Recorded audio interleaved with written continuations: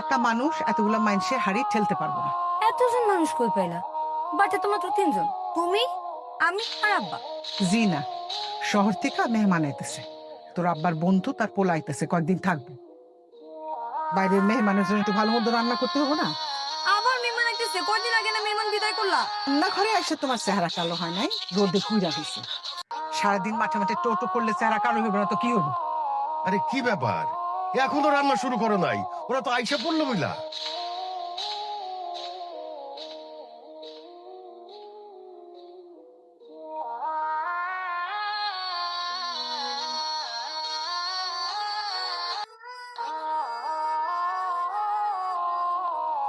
হ্যাঁ,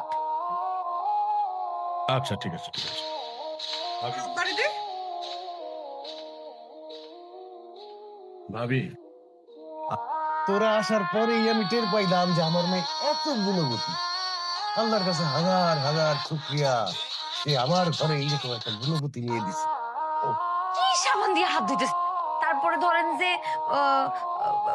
বিদেশে থাকে, অনেকদিন পর বিদেশ থেকে যখন জামাই নতুন বাড়িতে আসে, তখন ওইসব জামাইদেরকেও এই সাবান দিয়ে হাত দিতে দিত।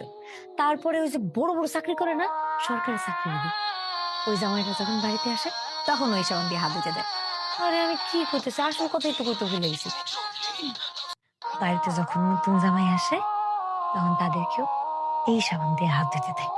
ওয়েট আ মিনিট, আপনার এই সাবানটা কোনো সুস্থ স্বাভাবিক মানুষ ইউজ করতে পারে নাকি শুধু জামাইরাই ব্যবহার?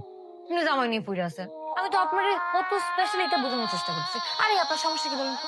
আপনি আপনি ঘুরে কোন কেন? আপনি আমার তুমি ঘুরে হইতে পারেন না? আচ্ছা, কিন্তু বসে ছোট না। আপনার সাথে আমার এখন পরিচয়, প্রথম পরিচয় তুমি করে বলবো এটা বেয়াদবি না? হ্যাঁ, আপনার সাথে দেখা হওয়ার অর্ধেক দিন পার হয়ে গেছে, কালকে সকালে পুরো একদিন পার হয়ে যাব। এখনো কি আমরা অপরিচিত নাকি? দেখেন, সাইকোলজি বলে একটা মানুষের সে কিনা আমার মায়ের গায়ে হাত তোলে, তো বড় সাহস! এ তো আসলেই মাথা নষ্ট, পাগল ছাগল একটা। কিভাবে? আপনি ফাইনাল ইয়ারে পড়েন, আমাদের সিনিয়র আপু। ফাইনাল ইয়ারে পড়ি সেটা ঠিক আছে, বাট যে সিনিয়র এটা ভুল।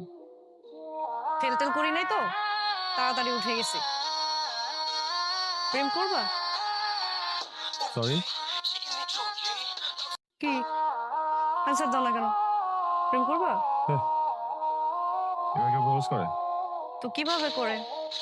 ফুল দিয়ে, হাঁটু গেড়ে, দুতুপুতু হয়ে করে?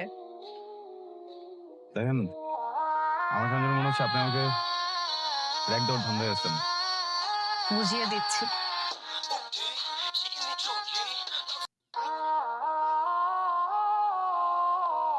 I love you. হ্যাঁ,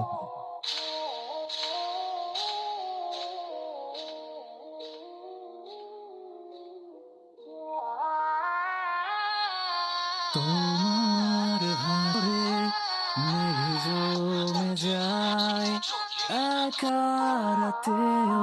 তখনই ঘটলো বিপত্তি। দেশেও তো করা যায়, তাই না? অবশ্যই দেশে পড়াশোনা করা যায়, তবে ভালো পড়াশোনা হয়।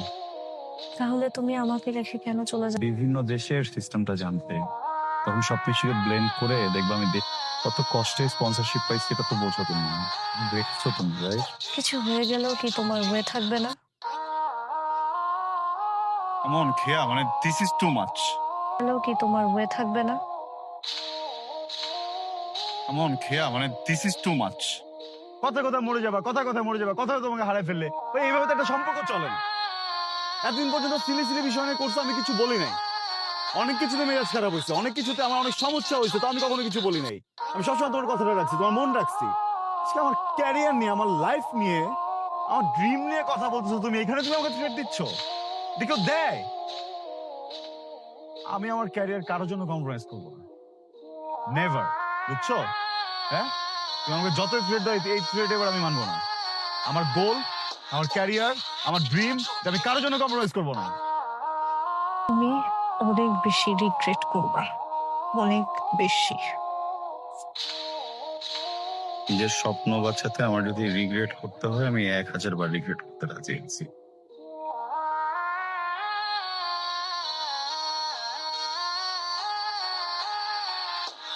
মেয়েটা সুইসাইড করে, চিন্তা করি না, যতদিন লাগে এখানে থাকেন, কোনো সমস্যা নেই। এটা আপনি তো আবার দেখতে একটু লম্বা চড়া সুন্দরও আছেন। আমার বান্ধবীরা আপনারা দেখে একটা বাজে ধরছিল, বলছিল যে কে আগে আপনারা পটাতে পারে, এই জন্যই আপনারা আমি এই কথাগুলো কইছিলাম।